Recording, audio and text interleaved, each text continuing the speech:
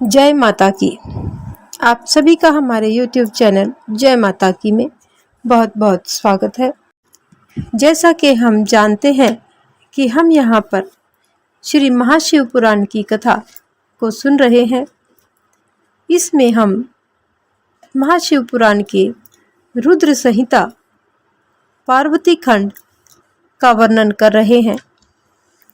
इसके अंतर्गत जो हमने कड़ी शुरू की है, इस कड़ी में आज हम अध्याय नंबर 31 का वर्णन करेंगे।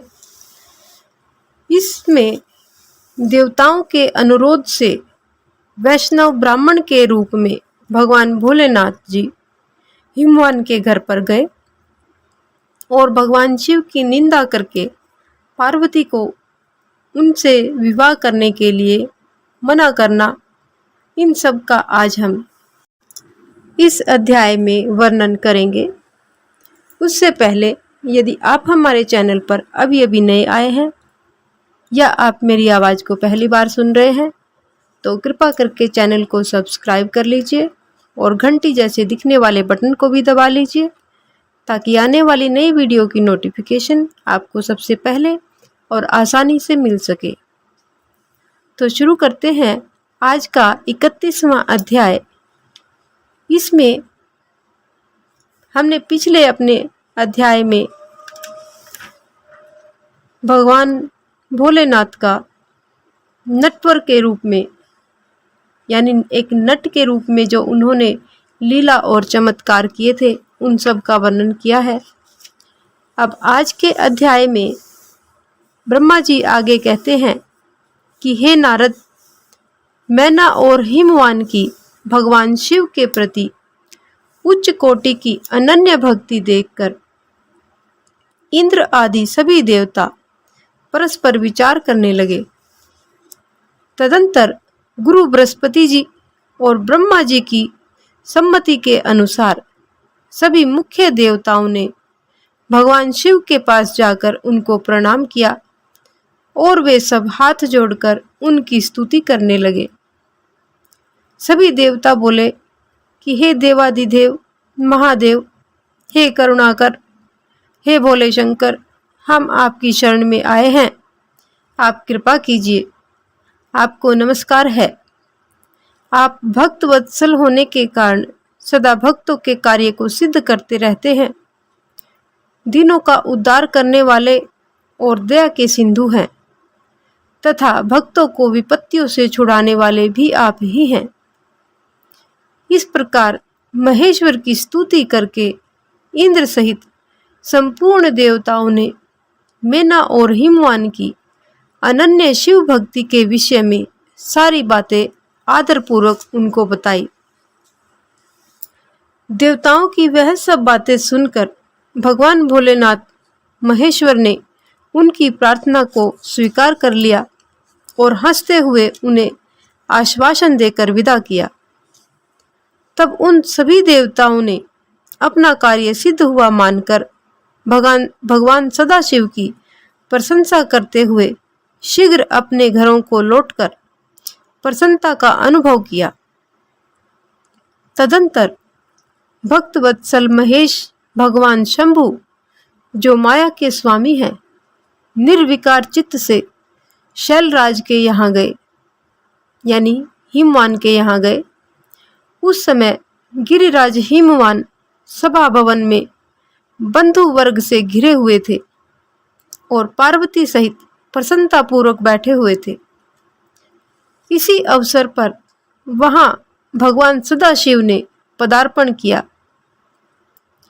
वे हाथ में दंड, छत्र, शरीर पर दिव्य वस्त्र, ललाट में उज्जवल तिलक, एक हाथ में स्फटिक की माला और गले में शालिग्राम धारण किए हुए भक्ति पूर्वक हरि नाम का जाप कर रहे थे और देखने में साधु वेशधारी ब्राह्मण जान पड़ते थे। उन्हें आया हुआ देखकर सपरिवार हिमवान उठकर खड़े हो गए। उन्होंने उन अपूर्व अतिथि देवता को भूतल पर दंड के समान पड़कर भक्ति भाव के साथ साष्टांग प्रणाम किया। देवी पार्वती ब्राह्मण रूपधारी प्राणेश्वर भगवान शिव को पहचान गई थी, अतः उन्होंने भी उनको मस्तक झुकाया और मन ही मन बड़ी प्रसन्नता के साथ उनकी स्तुति की। ब्राह्मण रूपधारी शिव ने उन सबको प्रेम पूर्वक आशीर्वाद दिया, किंतु शिवा को सबसे अधिक मनोवांछित शुभ आशीर्वाद प्रदान किया। शैलाधिराज हिमराज ने बड़े ही आदर के साथ उन्हें मधु पर्क आदि पूजन सामग्री भेंट की और ब्राह्मण ने बड़ी ही प्रसन्नता के साथ वह सब कुछ ग्रहण किया। तत्पश्चात गिरिश्रेष्ठ हिमाचल ने उनका कुशल समाचार पूछा। हे मुने, अत्यंत प्रीतिपूर्वक उन द्विजराज की विधिवत पूजा करके शैलराज ने पूछा कि आप कौन हैं? तब उन ब्राह्मण शिरोमणि ने गिरिराज से शीघ्र ही आदरपूर्वक इस प्रकार कहा कि हे गिरिश्रेष्ठ, मैं उत्तम विद्वान वैष्णव ब्राह्मण हूँ और ज्योतिषी का वृत्ति का आश्रय लेकर भूतल पर भ्रमण करता रहता हूँ। उनके समान मेरी गति है, मन के समान मेरी गति है। मैं सर्वत्र जाने में समर्थ और गुरु की ही दी हुई शक्ति से सर्वज्ञ, परोपकारी, शुद्ध आत्मा, दया सिंधु और विकार नाशक हूँ। मुझे ज्ञात हुआ है कि तुम अपनी इस लक्ष्मी सरीखी सुंदर रूप वाली दिव्य सुलक्षणा अपनी पुत्री को एक आश्रय रहित, असंग, कुरूप और गुणहीन वर महादेव जी के हाथ में देना चाहते हो। वे रुद्र देवता मरघट में वास करते हैं, शरीर में सांप लपेटे रहते हैं और योग साधते फिरते हैं।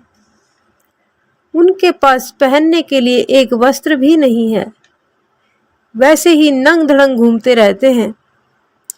आभूषण की जगह वो गले में सर्पों की माला धारण करते हैं। उनके कुल का नाम आज तक किसी को ज्ञात नहीं हुआ। वे कुपात्र और कुशील हैं, स्वभावतः विहार से दूर रहते हैं, सारे शरीर में भस्म रमाते हैं, क्रोधी और अविवेकी हैं। उनकी अवस्था कितनी है यह किसी को कोई ज्ञात नहीं है। वे अत्यंत कुत्सित जटा का बोझ सदा सिर पर धारण किए रहते हैं। वे बुरे भले सबको आश्रय देने वाले, भ्रमणशील, नागहारी धारी, भिक्षुक, कुमार्ग परायण तथा हठ पूर्वक वैदिक मार्ग का त्याग करने वाले हैं। ऐसे अयोग्य वर को आप अपनी बेटी क्यों ब्याहना चाहते हैं? अचल राज, अवश्य ही आपका यह विचार मंगलदायक नहीं है। नारायण कुल में उत्पन्न ज्ञानियों में श्रेष्ठ गिरिराज, मेरे कथन के मर्म को समझो। तुमने जिस पात्र को ढूंढ रखा है वह इस योग्य नहीं है कि उसके हाथ में पार्वती का हाथ दिया जाए। हे शैलराज, तुम ही देखो, उनके एक भी भाई बंधु नहीं है। तुम तो बड़े बड़े रत्नों की खान हो, किंतु उनके घर में भूजी भांग भी नहीं है। वे सर्वथा निर्धन हैं। हे गिरिराज, तुम शीघ्र ही अपने भाई बंधुओं से, मैना देवी से, सभी बेटों से और पंडितों से भी प्रयत्न पूर्वक पूछ लो, किंतु पार्वती से मत पूछना, क्योंकि उन्हें शिव के गुण दोष की परख नहीं है। इस पर ब्रह्मा जी आगे कहते हैं कि हे नारद, ऐसा कहकर वे ब्राह्मण देवता जो नाना प्रकार की लीला करने वाले शांत स्वरूप भगवान शिव ही थे, शीघ्र ही खा पीकर आनंद पूर्वक वहां से अपने घर को चले गए। इससे आगे की कथा हम अपनी अगली वीडियो में करेंगे, जिसमें हम मेनका कोप भवन में प्रवेश करना और भगवान शिव का हिमवान के पास सप्तऋषियों को भेजना, इन सब का वर्णन करेंगे। आज की हमारी ये कथा यहीं पर संपन्न होती है। यदि आपको हमारी ये कथा पसंद आए तो एक लाइक का बटन अवश्य दबाएं, और यदि आपको हमारी ये कथा पसंद नहीं आती है तो आप डिसलाइक का बटन भी दबा सकते हैं। इस प्रकार की और भी अन्य धार्मिक रोचक कथा कहानियों को जानने सुनने के लिए हमारे चैनल को लाइक करें, सब्सक्राइब करें और अपने मित्रों और प्रियजनों में आगे भी शेयर करते रहें। जय माता की।